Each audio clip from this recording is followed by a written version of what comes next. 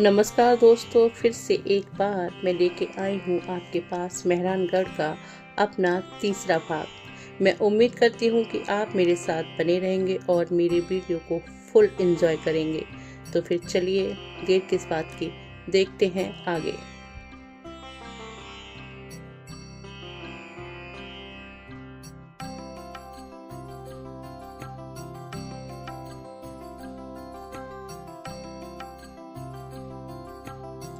महल की बाईं तरफ राठौर रियासत का झंडा लगा हुआ है, जिस पर दो शेर एक ढाल को पकड़े हुए हैं, जिस पर 3 पक्षी बने हैं और इस पर जय जंगलधर बादशाह का आदर्श वाक्य भी लिखा हुआ है। 18वीं सदी में बनवाया गया यह महल महाराजा अभय सिंह जी ने 1724 ईस्वी में बनवाया था। इस महल को विशेष रूप से शाही परिवार के मनोरंजन और निजी सभाओं के लिए इस्तेमाल किया जाता था। सोने की पत्ती और शीशों से जड़ी छत इसकी सबसे आकर्षक विशेषता है, जो इस महल को बेहद शानदार रूप देती है।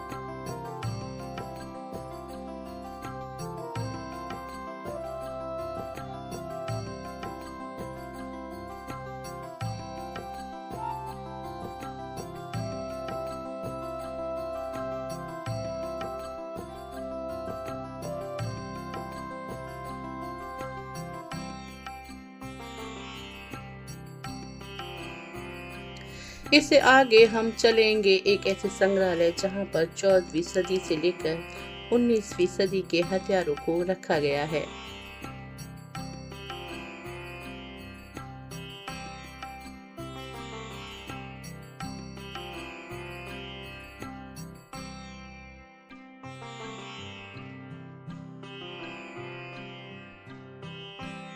वैसे तो इस संग्रहालय के सभी हथियार अनमोल हैं, लेकिन एक हथियार सबसे ज्यादा अनमोल है और वो है ये तलवार, क्योंकि ये तलवार है अकबर महान की। इस तलवार की मूठ पर 2 शेरों के मुंह बने हुए हैं और इस तलवार पर बहुत सुंदर नक्काशी की गई है।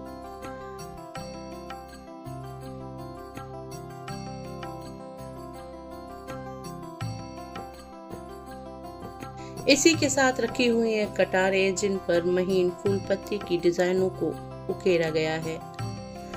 इसके आगे रखी गई है सोने और चांदी से सजी हुई है नायाब बंदूकें, जिनको यहाँ प्रदर्शनी के लिए रखा गया है।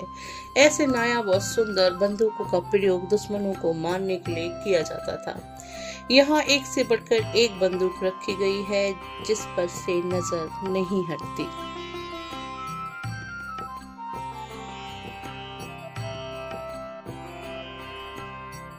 और इसी के साथ रखी गई हैं ये बहुत बहुत सुंदर कुल्हाड़ियाँ। कुल्हाड़ी जैसा हथियार भी इतना सुंदर हो सकता है, ये कल्पना से परे है।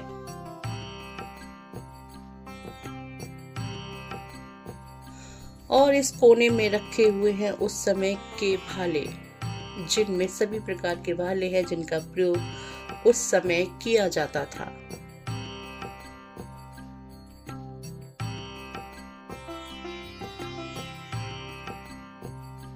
और अब हम देखेंगे तख्त विलास। महाराजा तख्त सिंह जोधपुर के अंतिम शासक थे। वे कलाओं के संरक्षण के लिए जाने जाते थे। उन्होंने तेल चित्रकला यानी कि ऑयल पेंटिंग और फोटोग्राफी जैसी नई शैलियों का परिचय भारत से कराया। तख्त विलास नामक अपने शानदार चित्रित कक्ष में निवास किया।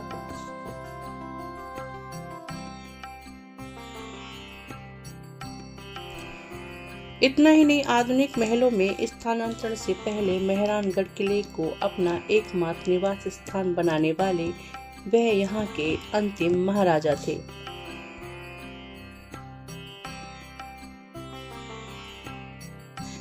इस किले के भीतर उनका निजी शयन कक्ष, जो हिंदू देवी देवताओं, यूरोपीय महिलाओं, शिकार के दृश्यों और दरबारी जीवन को दर्शाने वाली पेंटिंग से फर्श से छत तक सजा हुआ था, जिसमें बेहतर रोशनी के लिए कांच की गेंद लगी हुई थी। और ये जो हिस्सा आप देख रहे हैं, इस किले का पीछे का हिस्सा है, जहां पर घोड़े और हाथियों को बांधा जाता था। इतना ही नहीं, यहाँ पर सैनिक अपने परिवारों के साथ रहा करते थे।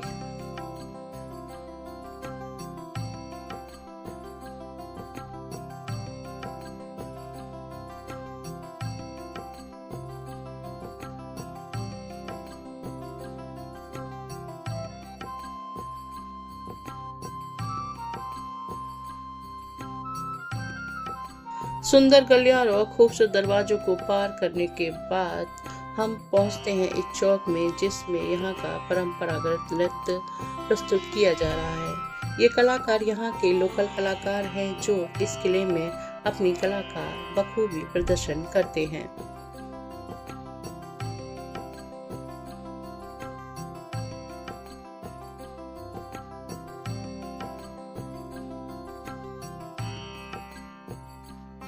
और इसके बाद जिस कक्ष में हम पहुंचते हैं, वहां हमें यह तस्वीर दिखाई देती है। ये तस्वीर है वीर दुर्गादास जी की, जिन्होंने 30 साल तक औरंगजेब के खिलाफ अपना संघर्ष जारी रखा और उदयपुर में फिर से राठौर वंश की स्थापना की। इनकी 2 तलवारें यहाँ रखी हुई हैं।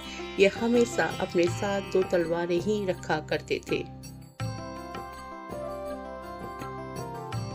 मेरा ये वीडियो देखने के लिए आपका अनेकों धन्यवाद। मिलते हैं अपने मेहरानगढ़ के अंतिम भाग में। आपका ये वीडियो देखने के लिए अनेकों धन्यवाद। फिर से एक बार नमस्कार।